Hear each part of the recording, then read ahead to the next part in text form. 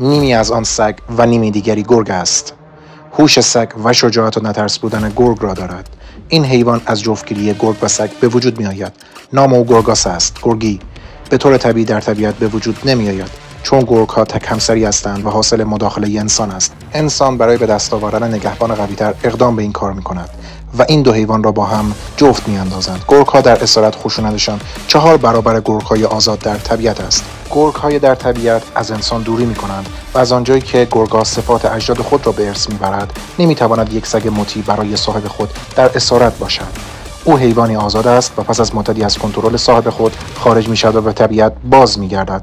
اما در گله گرگ ها جایی برای او نیست، چون این حیوان صفات سگ ها را هم به ارث برده و سگ ها طعمه های گرگ ها هستند. در نتیجه گرگاس تنها می شود و برای پیدا کردن غذا دوباره به مناطق مسکونی و انسان ها نزدیک می شود.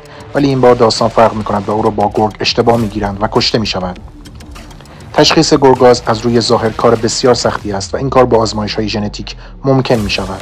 گرگاس حاصل خودخواهی انسان هاست که این حیوان را تبدیل به موجودی سردرگم کرده است. برخلاف شایعات، گرگاس ها حیوانات آسیب پذیری هستند. آنها تنها و رها شده هستند.